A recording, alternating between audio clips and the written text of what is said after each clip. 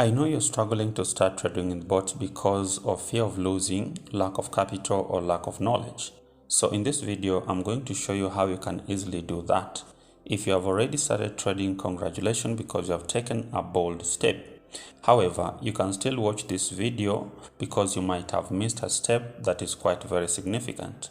Before we start, ensure you hit the like button, subscribe to this channel, click the notification bell, and leave a comment in the section below. To get started, please, you can still get a free bot. Please ensure you check my description for how you can be able to do that, because I've actually outlined how you can be able to get a free bot. So without wasting much time, let's jump into today's video. So the first thing before you start trading, what you need to do is actually define your trade contract.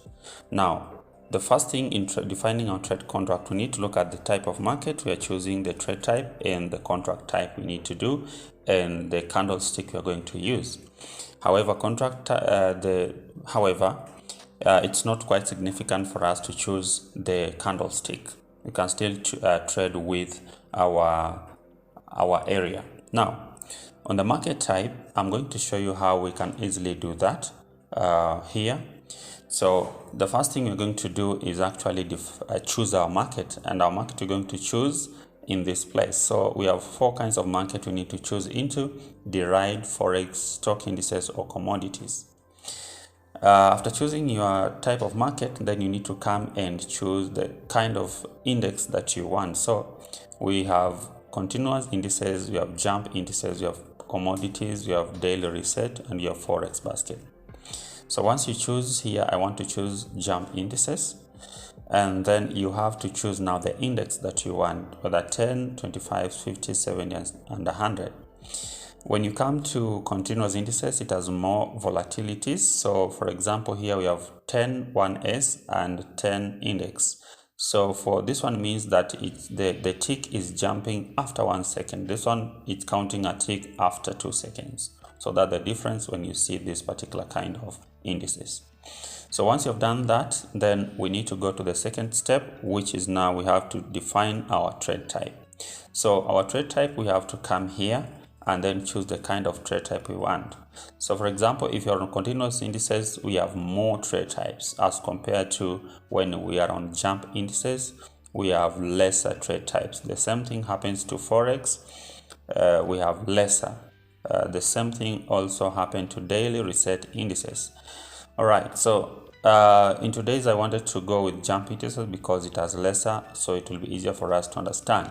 So I want to choose up and down, and then after that I'll choose rise and fall, and then I'll choose the type of contract, which will be either both rise or fall. So you can decide to choose one of these, but today let's go with both.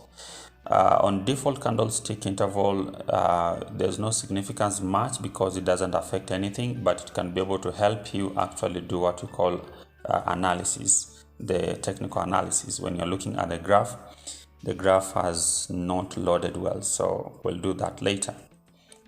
So those are the 4 things that you require to define in your trade contract so that you can start doing the trades.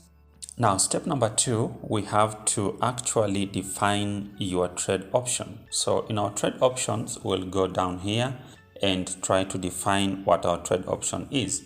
In trade options, the only one thing that you need to define is the duration that you're going to take to trade. So in trade duration, we need to look at only this place, this one, the duration. So you can either decide to, because it has 4 things: the tick, seconds, minutes, hour, and days. So you can decide to place your trade using a tick, and tick you can vary from 1 tick to even 9 tick. You can even bring to 9 ticks so that maybe you try to understand what I'm trying to say. So let me bring closer. So duration tick, this is how you can actually do it. So the second thing we need to do is we can be able to bring this closer. So let me zoom so that you see it closer. So we have tick seconds, minutes, hour, and day. So you can decide to choose either seconds, the seconds you want, the type of minutes you want, maybe 15 minutes, or hours or days. So it will vary depending with what you want. So I think you have understood that. So the only thing you need to vary is here and also here. Those are the only two places you can be able to vary. So if you decide to put minutes, you can do that, and then you can add maybe 5 minutes and so on. So number 3 is we have to watch and purchase our contract. So because earlier on we had chosen rise and fall,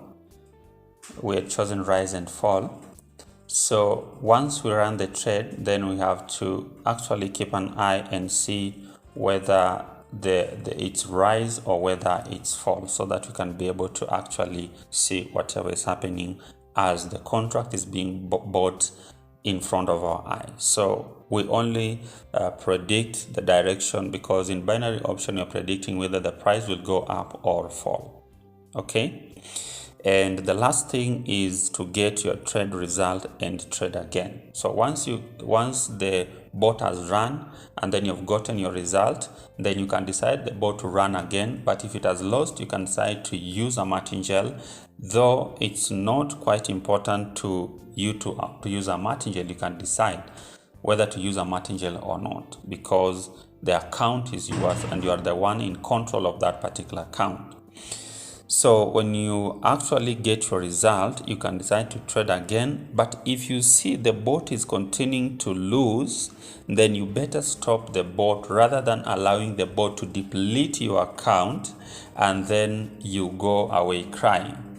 So you need to be in control of your trade after you have run the bot. You should be able to take that one in particular. When you usually buy the bot, and mostly when you see the bot that don't have losing, then you should be very cautious, because it's good to have a bot that lose and define it.